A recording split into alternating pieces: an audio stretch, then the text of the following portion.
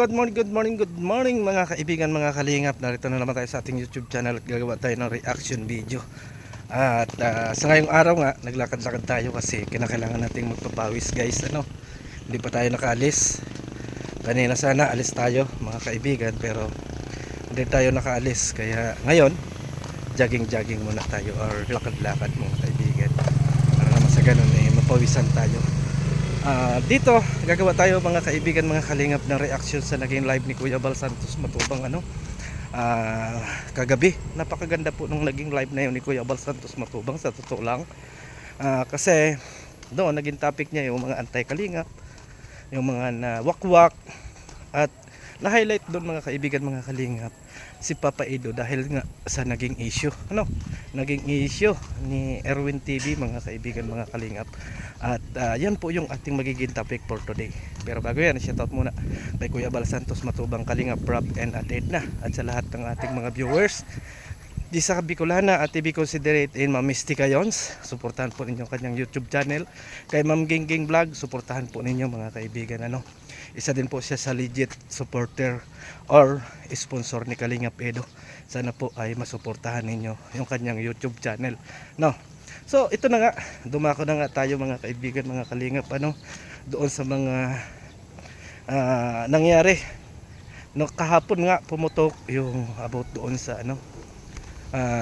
nagkita di umano at nagkaroon ng sweetness at meron pang pa-wedding, meron pang buntis, at yun ay pinasinungaliran natin mga kaibigan, mga kalingap, kasi alam naman natin yung buong kwento, at alam natin kung ano yung talagang hangarin dyan mga kaibigan, mga kalingap.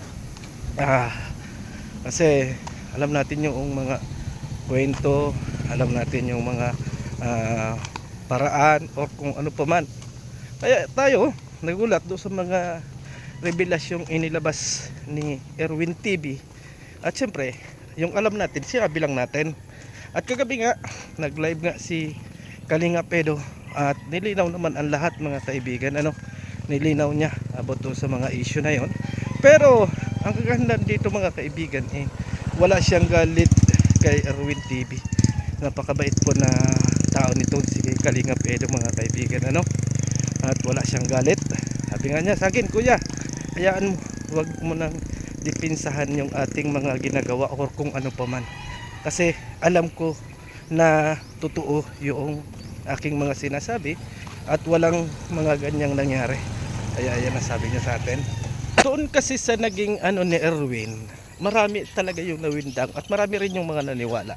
Sa totoo lang, kahit na pasinungalingan ni Erwin or kung ano pa man, maraming naniwala roon kasi maganda yung pagkakagawa ng kwento ni Erwin TV. Talagang maganda, talagang detalyado mga kaibigan, mga kalingap. Pero dito sa naging live ni Kuya Bal ay makikita natin dito kung ano yung ibig sabihin at napakatigas ng ni Kuya Bal dito mga kaibigan. Tara, panoorin natin. Laos na.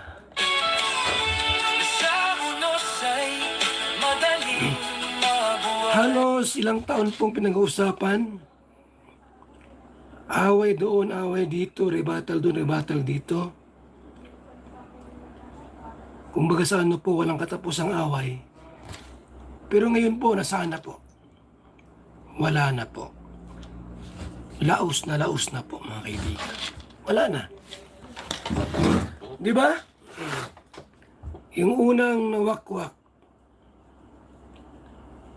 Okay. Hindi ko na mabanggit yung pangalan kasi huwag na banggitin ang pangalan dahil may kasunduan na kami. Nasaan na rin po ngayon? Wala na rin baga?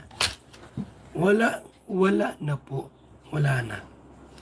Itong huli, kumusta? Kumusta na po yung huli? Abangan nyo ang susunod na kabanata. Kapag natuloy ang kapag natuloy itong bago, wala na po, lalong lulubog. lalong lulubog. Sana. Iwan mo ang punong itik sa bunga, matibay na't malalim na. Ngayon, pagka nangyari na yun, paano na?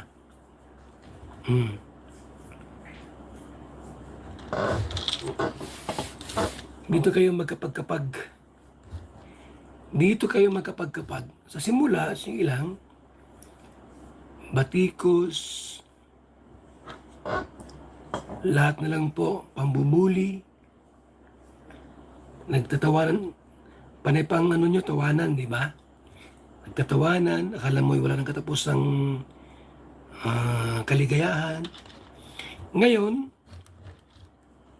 wala na. Ito mga kalingap, tandaan nyo ito mga kaibigan. Tandaan nyo po, anong ngayon?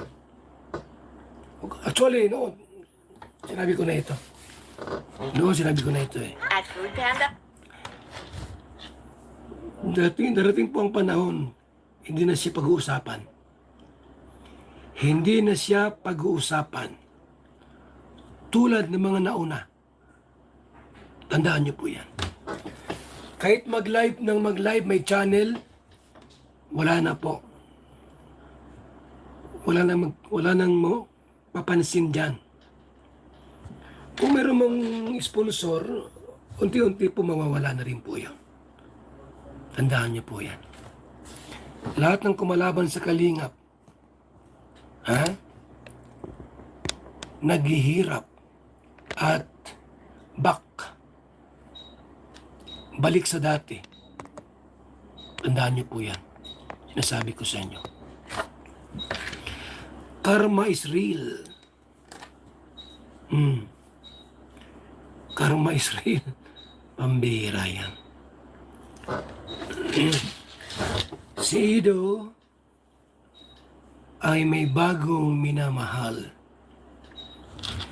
Kung si Ido po ay babalik sa dati, hambalusin ko siya. Mayroon ko itong 2x2. Pag yan ay bumalik sa dati po, matapos siyang balahorain at ipahiya,